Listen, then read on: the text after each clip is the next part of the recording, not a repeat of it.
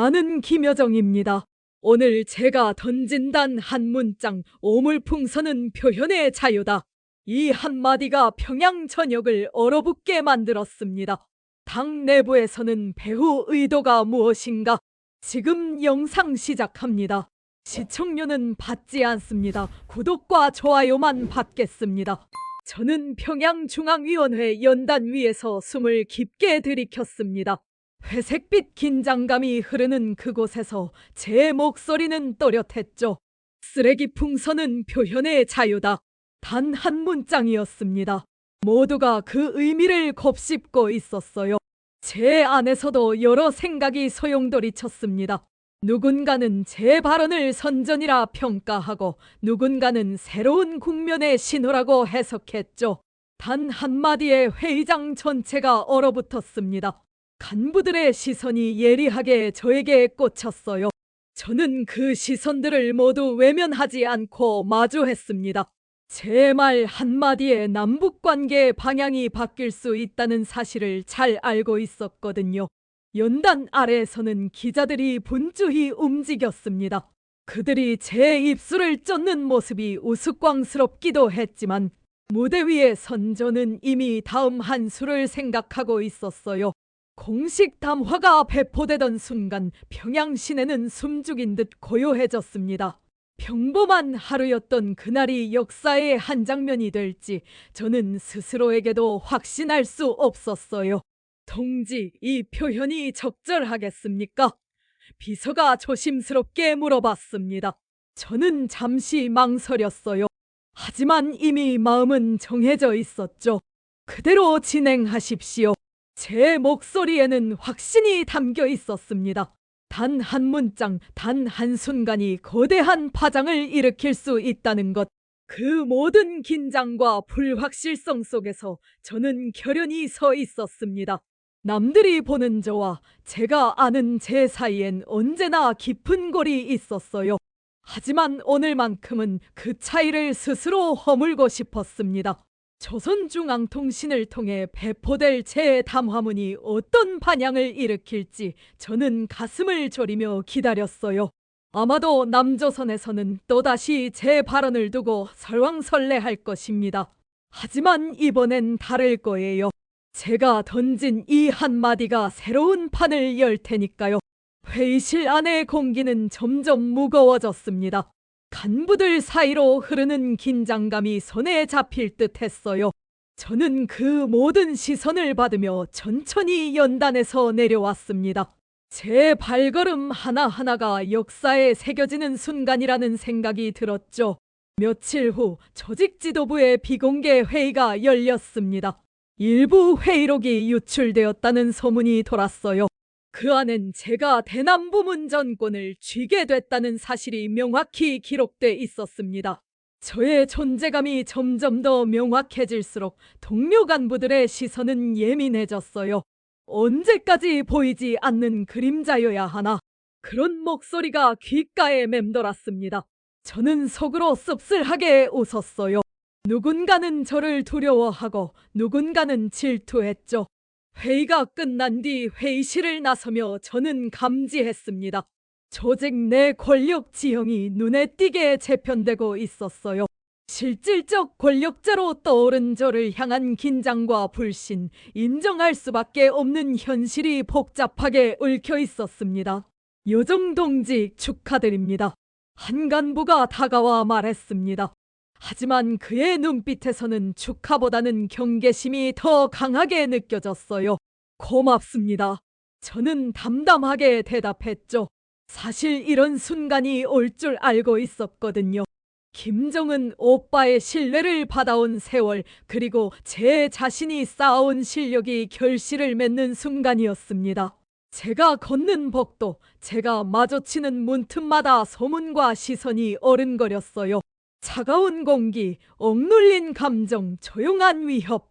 한 걸음 내디딜 때마다 칼날 위를 걷는 기분이었습니다.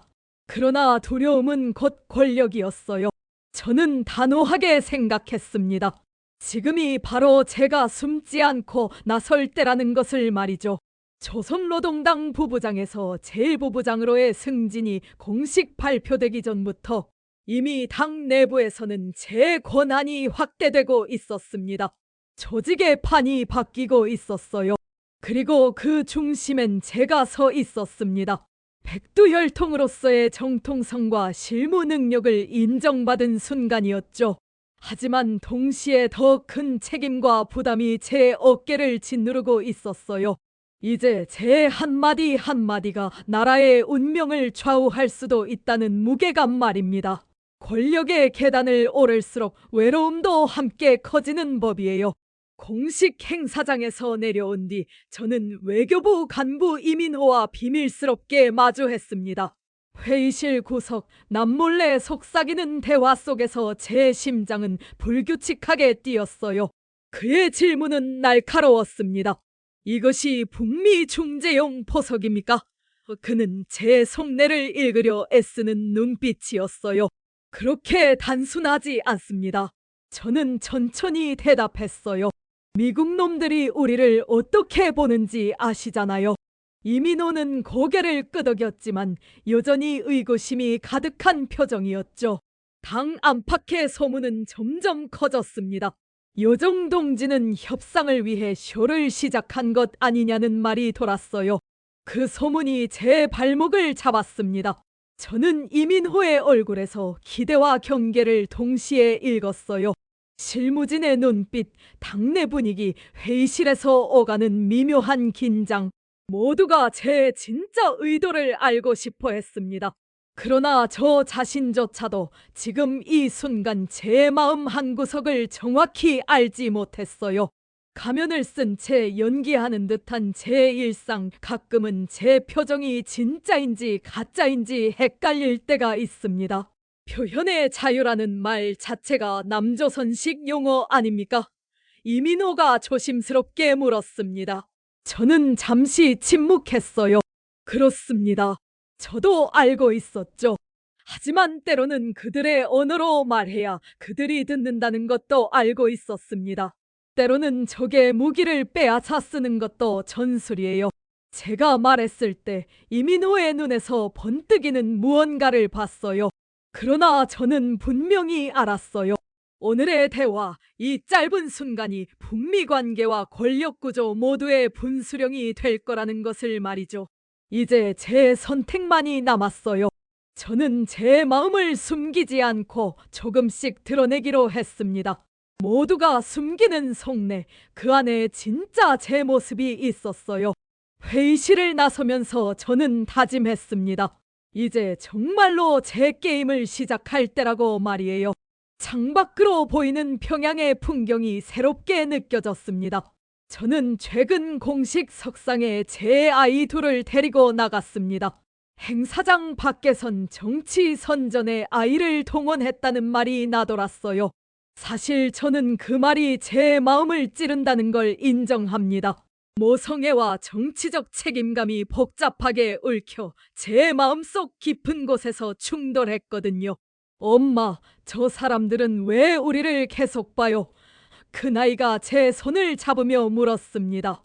저는 아이의 머리를 쓰다듬으며 대답했어요. 엄마 일 때문이야. 곧 끝날 거야. 하지만 속으로는 미안한 마음이 가득했죠. 이 아이들이 제가 선택한 길 때문에 겪어야 할 일들을 생각하니 가슴이 아팠어요. 그날 제 아이 중 한 명이 서류 한 장을 흘렸습니다. 그 조각이 예상치 못한 사건의 도화선이 됐어요. 곧바로 보위성 요원들이 움직였습니다. 현장은 숨 막힐 듯한 긴장감으로 뒤덮였어요. 저는 아이들의 눈을 바라보았습니다. 그 안에서 순수함과 두려움이 공존했어요. 괜찮다, 아무 문제 없다. 저는 아이들에게 말했지만 제 목소리는 떨리고 있었습니다. 보위성 요원 하나가 다가와 속삭였어요. 동지, 서류 내용이. 저는 손짓으로 그를 멈춰 세웠죠. 나중에 보고 하십시오. 지금은 아이들 앞에서 그런 이야기를 할 때가 아니었거든요. 내 선택이 이 아이들에게 짐이 되어선 안 된다. 그 책임감이 가슴을 짓눌렀습니다. 저는 제가 짊어진 무게가 얼마나 거대한지 새삼 깨달았어요. 작은 서류 한 장이 모든 흐름을 뒤바꿀 수 있다는 것, 저는 누구보다 잘 알았습니다. 아이들을 안아주며 저는 속으로 다짐했어요. 이들에게 부끄럽지 않은 어른, 이 나라에게 부끄럽지 않은 리더가 되어야 한다고 말이죠. 평창올림픽 때 남한에 갔을 때도 느꼈지만 세상의 시선이 항상 제 가족을 향해 있다는 것을 알고 있습니다. 가족과 권력 사이에서 저는 오늘도 흔들려요. 그러나 그 모든 흔들림 속에서 저는 더욱 단단해졌습니다. 아이들의 웃음소리가 제게는 가장 소중한 희망입니다.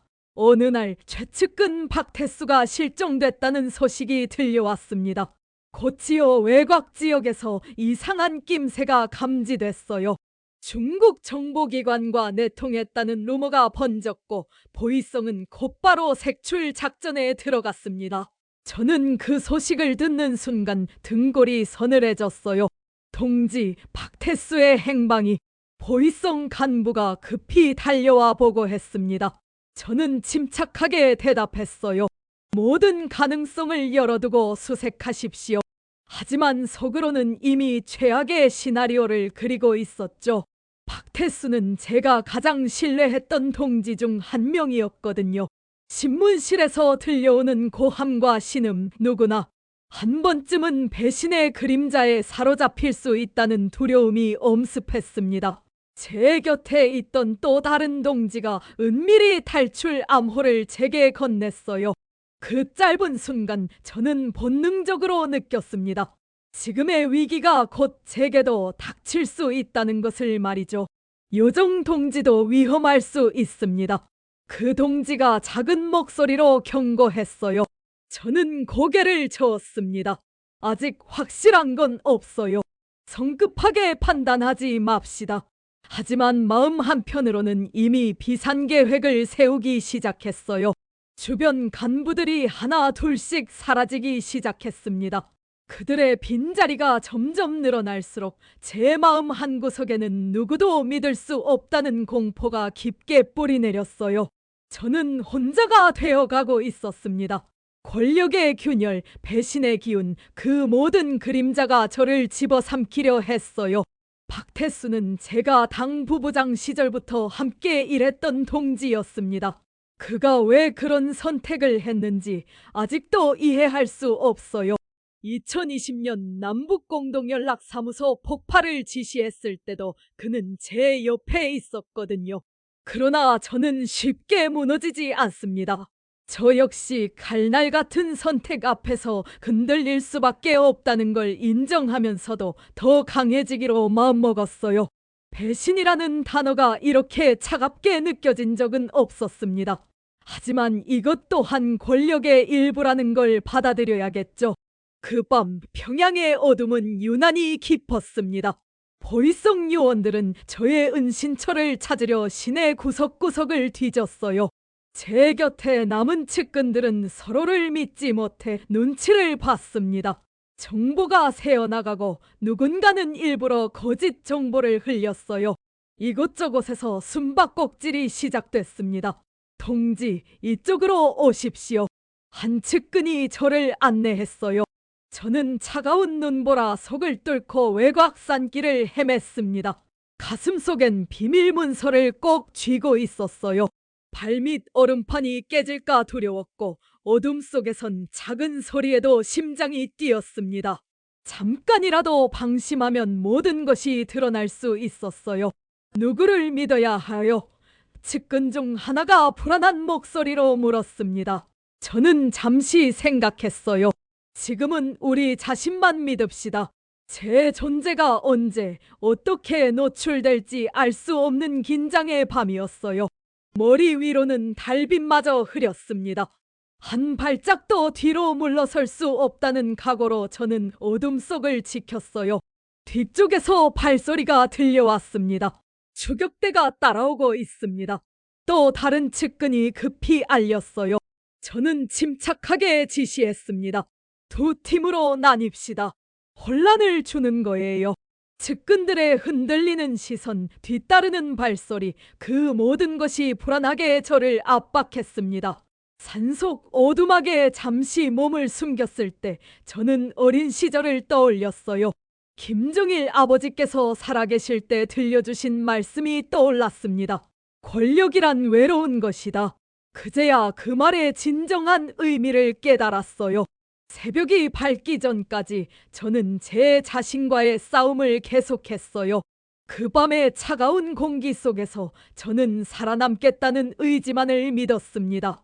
그리고 마침내 새벽빛이 스며들기 시작했을 때 저는 다시 한번 확신했어요. 아직 제 게임은 끝나지 않았다고 말이에요. 어둠 속에서도 길을 잃지 않는 법을 배웠습니다. 이제 더 이상 두렵지 않아요. 아무도 예상치 못한 순간 저는 평양 선언문 발표를 지시했습니다. 평화적 공전. 단 네 글자가 선언문에 찍혔어요. 내부는 충격과 긴장에 휩싸였습니다. 이 이상주의적 메시지와 현실의 괴리가 모두를 불편하게 만들었어요. 동지, 정말로 이 내용으로 하시겠습니까? 비서가 여러 번 확인했습니다. 저는 단호하게 대답했어요. 그렇습니다. 이대로 진행하십시오. 발표 직전 저는 컴퓨터 앞에 앉아 마지막까지 문장을 고쳤습니다. 삭제와 추가를 반복하며 제 의도를 숨기고 드러내는 아슬아슬한 줄타기였어요. 무대 뒤에서 저는 조용히 숨을 골랐습니다. 심장이 차갑게 떨렸어요. 그 한 문장이 모든 모순과 희망을 동시에 품고 있다는 사실을 오직 저만이 알고 있었습니다. 이번 발표로 모든 게 바뀔 것입니다. 제가 중얼거렸을 때 옆에 있던 간부가 놀란 표정으로 저를 바라봤어요. 선언문이 세상에 공개되자 언론은 즉시 제 이름을 기사로 내보냈어요. 대반전, 충격, 파격이라는 단어가 헤드라인을 장식했습니다. 저는 무대 위에 오르지 않았지만 이미 모든 스포트라이트는 저를 향하고 있었어요. CNN, BBC, 그리고 남한의 모든 방송사들이 제 선언문을 분석하기 시작했죠. 그 순간 제 마음속엔 서늘한 바람이 스쳤습니다. 선언문 한 장이 이렇게 많은 의미를 가질 수 있다는 사실에 저는 놀랐어요. 과거 제가 발표했던 강경한 담화들과는 정반대의 메시지였죠. 2020년 연락사무소 폭파를 지시했던 그 김여정이 이제는 평화를 말하고 있다니. 그리고 다시 한번 저의 선택이 얼마나 무거운지 깨달았습니다. 하지만 동시에 이것이야말로 제가 준비해온 진짜 카드라는 확신도 들었어요. 세상이 저를 어떻게 봐왔든 이제는 제가 직접 판을 바꿔놓을 차례였습니다. 변화는 항상 예상치 못한 곳에서 시작되는 법이니까요. 이제 남북 그리고 미국 모두가 저의 다음 한 수에 주목하고 있습니다. 제 선택이 한반도 전체, 어쩌면 세계 질서까지 바꿀 수 있어요. 마지막 장면, 저는 조용히 영상통화를 했습니다. 화면 속 얼굴이 드러나지 않는 누군가의 실루엣이 흐릿하게 비쳤어요. 당신의 계획이 성공할 거라고 확신하십니까? 수화기 너머로 낮고 낯선 목소리가 들려왔습니다. 저는 잠시 침묵했어요. 확신이라는 게 있을까요? 다만 시도해볼 뿐이죠. 그 한마디가 제 마음을 흔들었어요. 이 순간이 균열인가 희망인가? 그 사람이 다시 물었습니다. 제 안에선 여전히 혼란과 기대, 두려움과 용기가 뒤섞여 있었습니다. 조직의 내부 분열, 또 동시에 다가오는 새로운 기회. 저는 어느 쪽으로도 쉽게 기울지 못한 채 그 경계선에서 숨을 골랐어요. 어쩌면 지금 이 순간이야말로 진짜 선택의 순간일지도 모릅니다. 저는 도박을 하는 게 아닙니다. 저는 화면 속 인물에게 말했어요. 이건 계산된 선택이에요. 김정은 오빠도 알고 계시고요. 역사는 항상 마지막을 열어두죠.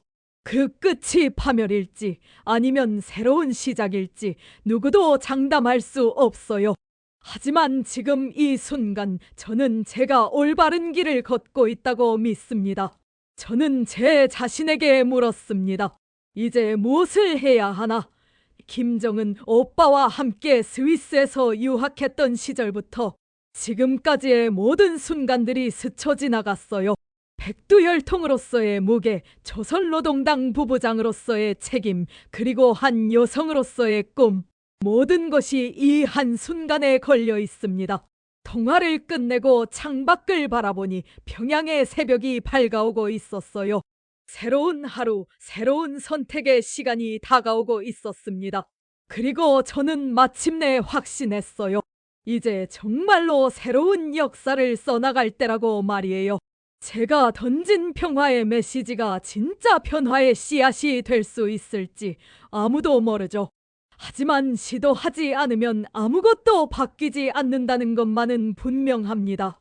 평양의 아침 공기가 새롭게 느껴졌어요. 마치 모든 게 다시 시작되는 것 같았습니다. 저는 깊게 숨을 들이마셨습니다. 이제부터가 진짜 시작이에요. 영상이 마음에 드셨다면 댓글 작성 부탁드려요. 마음에 안 드셨다면 질책도 괜찮습니다.